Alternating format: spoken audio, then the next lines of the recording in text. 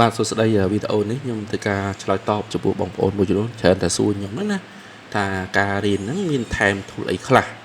អញ្ចឹងតើតើនឹង tool គឺខ្ញុំថែមជាងដូចជា VPN tool download tool render back copyright tool upscale ហើយនឹង tool ផ្សេងៗទៀតដែលខ្ញុំទៅសេតែខ្លួនឯងមួយចំនួនណាបាទអញ្ចឹងតើតើទាំង tool នេះខ្ញុំឧទាហរណ៍លើ tool download របស់ខ្ញុំនេះ Hero Downloader នេះគឺខ្ញុំសរសេរខ្លួនឯងអញ្ចឹងសិស្សដែលមករៀនគឺបាន tool នេះសម្រាប់ប្រើអញ្ចឹងបងប្អូនដែលទិញ tool ពីគេគឺអាចចាយលុយច្រើនលើការប្រើប្រាស់ tool នេះគឺគិតចាំខែមួយខែទៅ$4-10ក្នុងខែតែរៀនរបស់ខ្ញុំគឺបាន tool free ណាបាទអញ្ចឹង tool នេះគឺ support បានទាំង Facebook ទាំង IG ទាំង YouTube TikTok ហើយនិង Pinterest យើង download បានទាំងវីដេអូបានទាំងរូបភាពណាបាទអញ្ចឹងឧទាហរណ៍នេះខ្ញុំនឹងធ្វើការ download វីដេអូពីInstagram គេហៅ IG ណាបាទឧទាហរណ៍ឥឡូវខ្ញុំយកវីដេអូពីprofile នេះមួយអញ្ចឹងយើងកន្លែងនេះវាមាន all អានេះ real ហើយនឹង picture អញ្ចឹងខ្ញុំយក download ជា real ទៅវាលឿនបាទអញ្ចឹងយើងគ្រាន់តែ copy URL ខាងលើនេះបាទហើយយើងយកមកផាសនៅក្នុង tool របស់យើងបាទផាសមកចុចពីថា scrap link មកអញ្ចឹងយើងលឿនណាស់យើងអត់មានពិបាកចាំបាច់ទៅអូស link តាមញ៉ៃទេយើងគាត់តែប៉ុណ្្នេះវានឹងចាប់តាម scan link ទាំងអស់នៅលើ profile account Instagram តែម្ដងបាទអញ្ចឹងបងប្អូនណាដែលមករៀនគឺគាត់ចំណេញ tool អត់អស់អីទេតែគាត់ថាបងប្អូនមានជំរឿនផ្សេងណាបងប្អូនមានជំរឿនផ្សេងថាតែមានអីប្លែកអីចង់តេស្ត tool របស់គេអីអានោះទិញក្រៅខ្លួនឯងទៅបាទបើសម្រាប់ចិត្តតែបើថាអៀនមួយខ្ញុំគឺសឹងតែអស់ហើយ tool ខ្ញុំឲ្យអស់ហើយតែការងាររបស់ជាក់ស្ដែងត្រូវនឹងការងារយើងអត់មានទៅទិញអីថែមច្រើនទេបាទអ្វីបងប្អូនត្រូវទិញមានតែ tool auto ផុសពីគេទេព្រោះវាមានជំរឿនច្រើនបងប្អូនចង់បានផុសវាមិន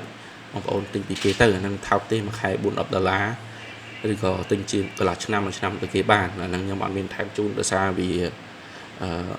ត្រូវទៅសេវែងឆ្ងាយព្រោះខ្ញុំរវល់ច្រើនវាសិស្សផងអីផងខ្ញុំអត់អាចទៅសេធូនោះបានទេវាធំពេកអញ្ចឹងវាប៉ះពាល់ដល់ការងារការបរិយារបស់ខ្ញុំអញ្ចឹងខ្ញុំទៅសេធូអ្វីដែរផ្ដោតទៅលើការងារយើងជារួមសិនណាបាទ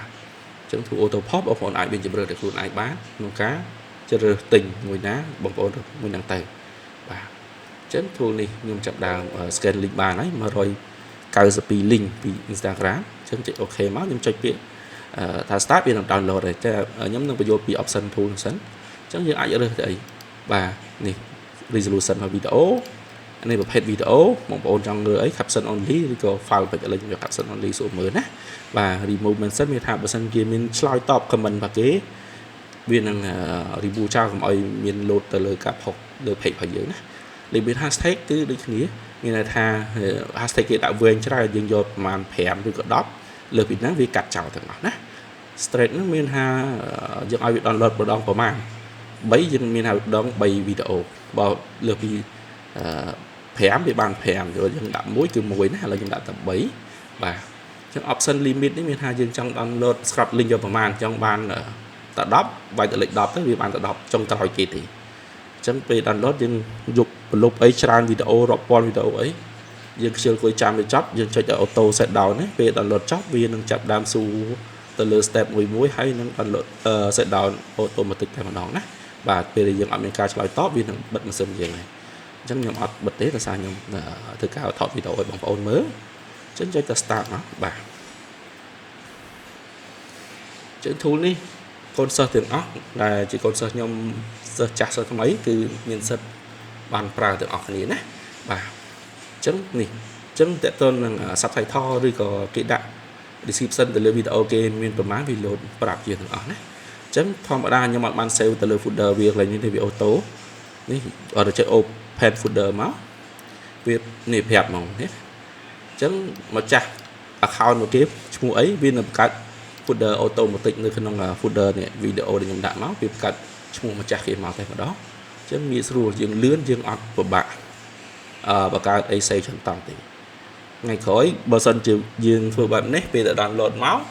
បើសិនជាវីដេអូយើងធ្លាប់ download វានឹងស្គាល់ហើយថាវីដេអូធ្លាប់ download ហើយយើងមិនបាច់នេះទេអា link នេះវាចេញមកប្រាប់យើងថាវីដេអូមានហើយអញ្ចឹងណា បាទចឹងវីដេអូនេះខ្ញុំឆ្លើយតបបងប្អូនដែលសួរខ្ញុំថាមាន time to download tool អីផ្សេងអត់នេះខ្ញុំធ្វើការបង្ហាញបងប្អូនតាមប៉ុណ្ណឹងជប់ឆ្ងល់ទេថាគេថែមហើយតម្លៃការរៀនរបស់ខ្ញុំសមស្របនឹងការថែមខ្ញុំដែរអត់ចឹងណាកុំឲ្យអ្នកខ្លះទៅ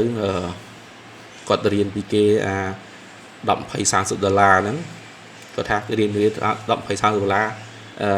រៀនខ្ញុំថ្លៃអត់ទេសួរគេច្បាស់ណាគេថែម VPN ថែម tool ថែមអត់ឬក៏ត្រូវទិញក្រៅផ្សេងទៀតណាបាទអញ្ចឹងចម្ងល់នេះខ្ញុំបកស្រាយជូនបងប្អូនប៉ុណ្ណឹងអរគុណច្រើន